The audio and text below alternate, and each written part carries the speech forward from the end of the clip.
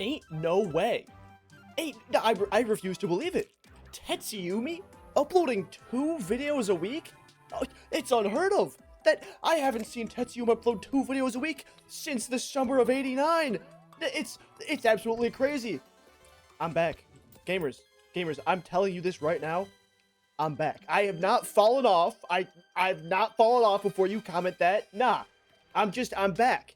So, obviously we got another Terraria video for you guys. I don't know why I left my base. Like my to-do list is down here. We're gonna get into the to-do list before I start rambling on. But 2 videos a week. It's the prophecy is being fulfilled. But anyway, gamers, my name is Tetsyumi, and welcome back to episode 11 of our Terraria Thorium playthrough. Now, what we got going on our to-do list for today, first and foremost, we just fought the 3 mechanical bosses last episode, the Skeletron Prime, the Destroyer, and the Twins, and because of that, we now have access to a very cool crafting material called the Strange Plating. But with the Strange Plating, to actually get any of these upgrades, we need to craft ourselves something called the Soul Forge right here. So the first thing on our to-do list is to make the Soul Forge, and then go ahead and craft us up some very cool new weapons. The next thing we got is to fight the next Thorium boss in progression, which is going to be the Lich down here, which sounds really cool. Basically, it's kind of like a graveyard-themed boss. You go over here into the natural graveyard biome, which is just behind my dungeon here, and you, like, summon this thing in from the ancient... Lake tree? I have no idea, but that sounds cool. And then if we have time at the end of this episode, we can go ahead and give a fight with Plantera, which should go well, honestly. Like, Plantera is not too hard for me in the normal game, so I feel like Thorium's not really going to do anything too crazy with it. But before we actually do any of that, guys, you might have seen in my inventory, I got a few things. I went into the jungle, and I really tried my best to go, like, as far around the jungle as I could to find any life fruit, and I only managed to find 5. So we're just going to go ahead and slap on these 5 life fruit. And you know what? That's pretty good. That's enough help. If we really need it, we can go when we're fighting Lich, try and find some more life fruit, but hopefully that should be good. But while I was in the dungeon, an enemy dropped a jungle chest, which is basically just like the Thorium's version of a jungle mimic, so I figured we can go ahead and spawn this thing in and see if it maybe has any cool drops. I might be a little bit past it in terms of progression, unfortunately, but we can go ahead and do that. And then also, you might have noticed I got some regular butterfly dust in my inventory, and that's because I figured we could use the butterfly dust to upgrade our wings, because the butterfly wings are a little bit better than the frozen wings. And then besides that, we can just go ahead and get going with this episode. So I'm going to fight this jungle mimic, and then we'll see what's up with the new crafting materials. Alright, there we go. The jungle mimic was defeated, and all we got is some darn stink potions, so that was awesome. You know what, that's fine. All of our good stuff is going to come from this Soul Forge and these upgrades, and not from some darn stinky jungle mimic. So let's go ahead and go in here, and I think we first need to get ourselves an adamantium forge right now, and then, yeah, there we go. We can go ahead and craft ourselves the Soul Forge. So we don't have a ton of souls, or really even a ton of hollowed bars for that matter, but I think we should still be fine to make everything we want to make. The main thing I want to make is this armor set, and then a few of these weapons. Not all of these things. This set is specifically is for the Bard class. You can see it, like, does increased symphonic damage, increased inspiration, stuff like that. And over here, there are 2 new symphonic weapons. And also, we haven't used the Thorium Symphonic class in a while, so I think we definitely should go ahead and make some of that. So first things first, let's go ahead and make ourselves the armor set. It is called the Cyberpunk Armor, which just sounds very cool. And we should have enough to make all of these things right now. So bam, bam, bam. I also forgot I want to put my butterfly dust in there. And then I forgot what these are called. The Midnight Base and the Prime's Roar. God, that sounds sick. Mitch? I just spelled Mitch instead of midnight. Midnight, whatever, that's fine. Where is this thing? Do we not have enough to... We need a subwoofer. How did we make a sub... Okay, we just buy it from the mechanic. Okay, we can do that in a little bit. I lied. We got one just now, so I can actually go ahead and craft this thing. So I forgot what it's called. It was called Midnight, because I keep wanting to spell Mitch for some reason. Midnight is with a D, not a M-I-C-H. So, okay, here we go. We got the Midnight Base, and now we can get the Prime KSI drink, whatever it's called. There we go. We got the Prime's Roar, and also, it's actually right here, but there were 2 more things I want to craft specifically, and that is the Prime's Fury, which is just a melee weapon, and you might be saying, Tetsyumi, you're using like a sound class. Why are you trying to craft like a melee weapon? And it's because if you look over here, the Jetstream sheath looks insane. So sheaths in the Thorium mod are just insane as is, but look at what this does. Basically, if you're holding your sword and you don't deal damage with it for 3 seconds, this will increase your damage, your next attack, by 250% and release 5 slashes against nearby enemies. That sounds so awesome. So I wanted to craft the Jetstream sword thing. Okay, there's been already a lot of jump cuts this episode, but basically, I wanted to craft the sword and then the sheath, but we ran out of the crafting materials to craft the sheath, so we're going to go ahead and grab some right now. There we go, 29 more. Should be more than enough. We can throw all of this back in here, and now if we go back in here, we can craft the Jetstream sheath. Dude, I cannot speak. But there we go. And we can go ahead and try out the cyberpunk armor and also these weapons. So first off, let's put on the armor and see what it actually does. Ooh, okay, that was cool. So what is the set bonus? Pressing the armor ability key, which I don't think I have on like keybound right now, will cycle you through 4 states. Red, you and nearby allies are granted flat damage and 11. Was that flat damage 11 or 2? No, flat damage 2 and damage 2. I don't know. Green, you and nearby allies are granted movement speed 2. Yeah, it is 2, I guess, and flight time 2. Purple is you and nearby allies are granted max resource 2 and resource regen 2. What is resource regen 2?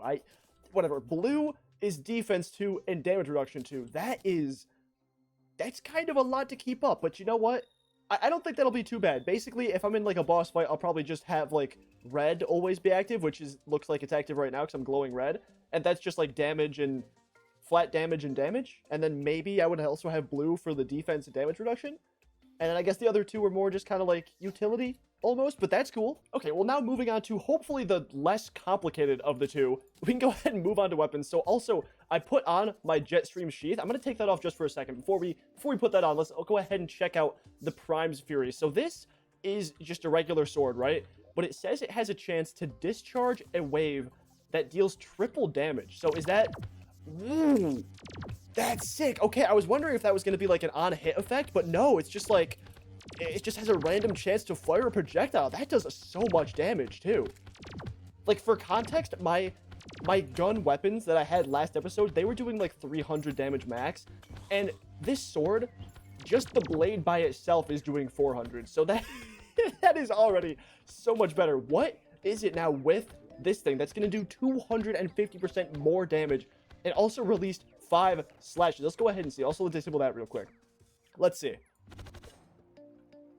Oh my god. Oh, that was so...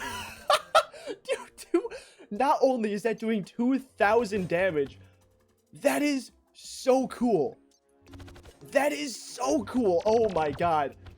A commenter in the early videos of my Thorium playthrough told me that the sheaths are not to be slept on, and ever since then, he's been so correct. The sheaths are so badass. I want to do like a melee only run with the Thorium just because the sheaths are so cool. No, I'm getting ahead of myself. This is a Bard class armor set, and we have 2 new Bard instruments that I'm very looking forward to use. So first off, let's go ahead and try the Midnight Bass Booster. I keep saying weird words so strangely this episode. Unleashes obscenely loud pulses of sound. All right, let's go ahead and check it out. Ooh, oh wow. That used a lot of my inspiration, which I forgot. I have to go ahead and increase that. Oh my god, it homes in. This just does like significantly more damage than any of my ranged weapons ever did. And it is, oh my god, this is cool. I am only limited on like my inspiration mana system up here, which I'm pretty sure I can increase. That is sick. That is already so cool. Let's see if the Prime's Roar can live up to that. So this one fires a mighty roar that tunes enemies, increasing the damage they take by 10%. Ooh, okay, I haven't even read any of these before I crafted them. Let's see what this one does. Whoa, what is this? Is this my... This is my boosts that are circling around me, I think, yeah? So when I attack something with this, I get buffs put to my character. Is that because of the armor set? So yeah, I guess my plan for bosses will be I'll do that, and then I'll switch to this weapon. So I'll make them take like 10% increased damage, and then I can just shred them with the base booster. That is I'm so excited to try these out.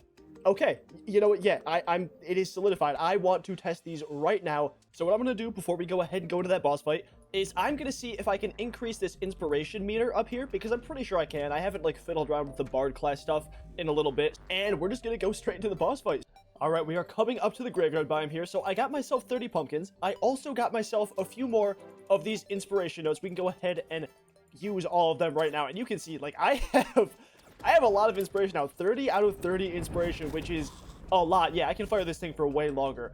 I also went ahead and made myself some subspace wings, which are not the butterfly wings that I thought I was going to make. These are just a thorium wing that you make basically from all of the essences of the mechanical bosses, and I thought they looked cool and were cool, and they're thorium, so I want to use them because they're thorium. And then the last thing I did is I figured out that actually I can press shift on this, and it will tell me down at the bottom, you can see it change, what this thing does. So like, remember when I used it against the dummy and it gave me some weird buffs over here? Yeah, apparently those buffs are damage 2, attack speed 2, and critical strike chance 2. So that's pretty cool. And then the last thing I figured out, which I will try and explain quick, is that it doesn't say anywhere in here that I need to fight this boss in the graveyard biome. So what I'm going to do is I'm going to spawn it in here, and then I'm going to move over here into my like Skeletron arena, so hopefully it's not like thundering and lightning and all that while we're fighting the boss.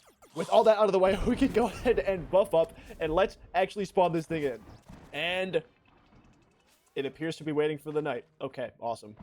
And we are back, and it is now nighttime. I also forgot to mention the final thing I did is I mapped my like button to switch between the different modes to one of my keyboard buttons, and now you can see I can switch between all of them. And yeah, it like changes the color of the armor too, which is really cool. It's kind of hard to see in the graveyard biome here, but yeah, I just thought that was really cool. So now we go ahead and spawn this thing in. I don't know what it looks like. I don't know. It's over there, it looks like. So we can just go over here, and wow, this music is loud. Why is this music so loud? Hold on, I might need to turn this down. What the hell? Okay, you know what? I'm too lazy to turn it down. Whoa! Hey, I'm just gonna talk a little bit louder because I'm too lazy to turn it down. This thing is sick looking. It's like a Grim Reaper. It's like a Grim Reaper with the pumpkin head on it. Yo! This is awesome. Oh my god. Ooh. Oh, all of its attacks are like pumpkin themed too. Dude, this thing is sick. This, I think, is gonna be my favorite Thorium boss. And look at that. It has like some kind of calamity, like rain down of like stuff. I don't even know what to describe it as, but that is so cool. Let's try and hit it with the sword here if I can. I missed. Oh god. Oh, I'm right in the middle of it. Ooh, ow. That hurt. You know what? Let me try and probably like not use the sword anymore, because that did a lot of damage to me. Ooh. Okay, damn, that was cool. I mean, we did die though, so that's a little less cool, but that was a really fun fight. All right, let's go ahead and buff up and summon this guy in one more time. It is the same night. It's like 11 or 12 right now. I think that should be fine.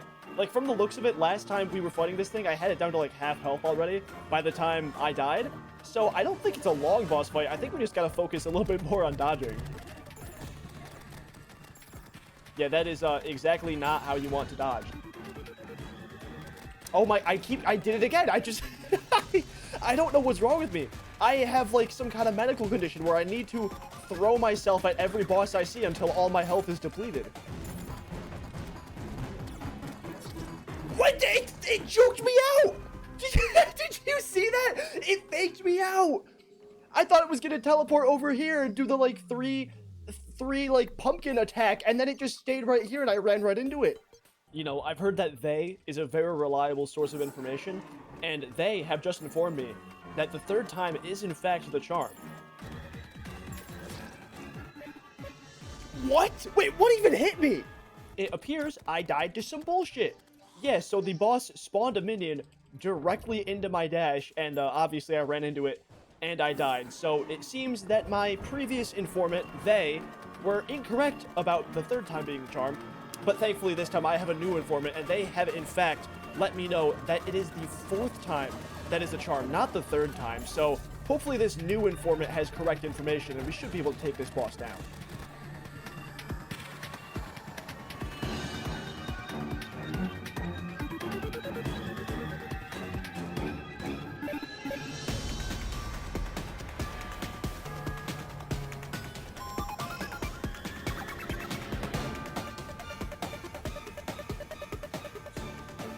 Well, would you look at that? My new informant was correct. It was the 4th time that was a charm. I mean, come on, duh. Obviously, the 4th time is the charm, not the 3rd time. I mean, really, what were they thinking?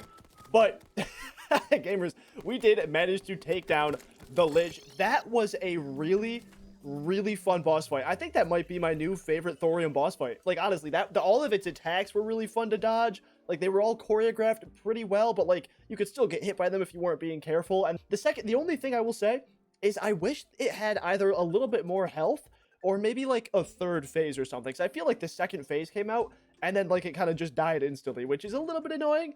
But you know what? We took it down, so why should I even complain? But there we go. The Lich has been defeated. We can open the treasure bag. 3, 2, 1. Bam. And what do we get for it? We got the Lich Mask, which, okay. We got Cursed Cloth, which is a crafting material, looks like, for... Ooh. Wait a minute. Okay, no, this is it has the same, like, sprite as the Lich's this armor set, so I thought maybe I got a piece of the armor, but no. Okay, it's 2 separate things, but there is an armor set, and it looks like it's for the throwing class. Okay, that's very cool. We also have a nice summon, which it looks like we need to beat Golem for, but you know what? That's not too bad. A cool summon we can check out later in the game.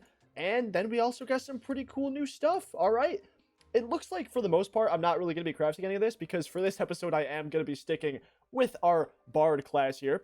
I don't know how to say that. Death is not the end of you. Taking fatal damage will instead return you to 25% life every 4 minutes. Okay. Life recovery is increased when this is not on cooldown. Very cool. Yeah, I mean, I definitely want to equip this. I don't exactly know what for yet, so I guess I'll just put it there for now, but that is a very useful accessory.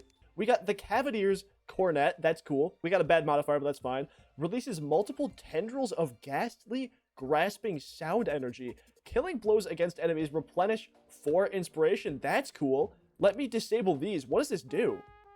Ooh. Oh, that is very cool. And it looks like they travel along blocks, too. Whoa, okay. This might be really helpful for the Plantera fight. Do they travel along platforms, too? No, just solid blocks. How much damage is this thing doing, though? Let's go ahead and take a look. Not bad. Does it also home... Oh, my God, it homes in. That... Yo, I am a sucker for weapons that home in. But realistically, I wasn't really using this trumpet for its DPS. I was just using it for these extra status effects. So I think I will probably not use this one, because this one is just kind of like a little bit worse version. That's what it looks like, and it doesn't like pierce or anything, so there's not really any reason to use it. I'll just probably stick with these 2 weapons because they're very cool. And with that being said, we actually do have some time left in this episode to go fight Plantera, at least once or twice before we have to end it. So hopefully we can take her down at that amount of time. I don't really have any areas that would be big enough to fight Plantera. I mean, we have this arena here, but I think this one might be a little bit small. We have a few big areas like here and down here, but I think what we'll end up doing is we'll go ahead and craft ourselves a City Buster here, which is basically just an instant arena from Fargos Mutant Mod, and we'll throw that somewhere down in the jungle, and we'll just use that as an arena. This should be a good enough area here to use the City Buster, because there's nothing over here. I haven't even explored this area, so let's throw this down. Oh, it's always a little bit nerve-wracking throwing this thing down, but it should explode soon. Oh, okay, there it is. Oh, there it is. Okay. And it exploded up, but that's completely fine. So yeah, now we have all this massive area to play with. Oh my God, this is actually a lot taller than I thought it was going to be. But yeah, here we go. This should be more than enough. You guys have no idea how good it feels to have a weapon that can actually... Okay, well, this is a really bad example. But to have a weapon that can actually deal with all these jungle enemies. Because I tell you, when I was using the gun weapons, the ranged weapons, they were doing absolutely no damage. And I'm not sure if that's, like, because Thorium Mod wanted to kind of nerf, like, projectile, like, range weapons like that. But I could not defeat, like, a single Hornet or Wasp or anything. It was so terrible. All right, I am back. I put some I put some platforms down in the arena, and I was looking everywhere, and I was like, huh, I can't find a Plantera bulb anywhere that's by the arena. So I went and I made one, because the Thorium Mod adds in a recipe for you to make a Plantera bulb. And then, yeah, I found that there's one right here, like, not even far away from the arena whatsoever. So I guess we'll save that one as a backup. And then the one we are going to be using is this one I have in my inventory right now. So let's go ahead and heal and buff up. And let's not dilly-dally. Let's spawn this thing in before any more enemies spawn, because the underground jungle is just a hellhole. Like, so many enemies spawn in, regardless of if you have, like, a calming potion or not. It is so annoying.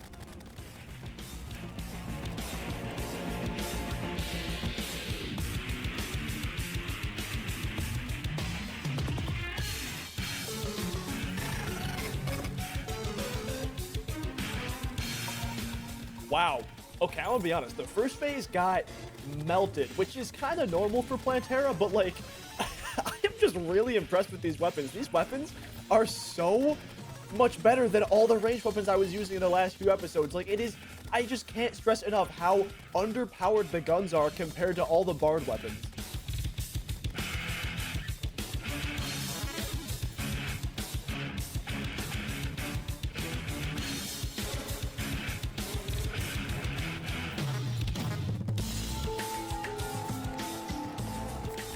Wow. I mean, just like that, Plantera was defeated first try, barely even breaking a sweat. Oh my goodness, these two weapons are just a powerhouse. Like, you get some of the extra status effects with the Prime's Roar here, and then you just melt them with the Midnight Base Booster. It is absolutely incredible. Let's go ahead and go home before any more of these jungle enemies spawn. That would have been one of the smoothest Thorium episodes we've had in a little bit, so I am very happy about that. Let's go ahead and check out what we got. 3, 2, 1, bam. So we got some of the normal stuff. We got like a Venus Magnum, which is cool. We got the Temple Key Spore Sack. What are these? Bloom Weaves. These are another crafting material. Let's go and take a look. These are also for the Symphonic for the Bard class, and a new Bard weapon, the Maw, which looks like a guitar. That is something we are definitely going to have to check out next episode, and also maybe swap the armor. I don't know, this armor that I have on right now is really cool, so I don't want to swap it off just yet, but it depends on how cool this armor set is. But we'll take a look at that off camera. What else do we get? We got some of these Bud Bombs, which, again, just a throwing weapon. Oh, hey, that's cool. It grows a repelling flower upon hitting a tile. Nice. Okay, yeah, that's cool. And we got the Venezuela Blue, which releases an agonizing sound burst, doubles in damage, and ricochets upon killing an enemy. That is awesome. Does it ricochet normally? It does not, but you know, it fires pretty fast. And it does really good damage. This might be better than the Midnight Base Booster. We'll have to see. Actually, you know what? If it homes in, then it might be better. Ah, it doesn't home in, so that, you know what, there we go, guys. I guess it can't be better, because any weapon that homes in is just infinitely better than any weapon that doesn't home in, obviously. Gamers, with that being said, that is going to be all for today's episode. So like the video if you like it, subscribe if you liked it. Thanks for watching, and be sure to stick around for next episode, where we hopefully continue our streak of 2 uploads a week. And also, we probably fight Golem, right? Yeah, Golem is our next one, and then after that is some events, and then the Forgotten One, hell yeah, a new Thorium boss. So I'll figure out what we're doing later. But yeah, for now, that's all from me. Peace.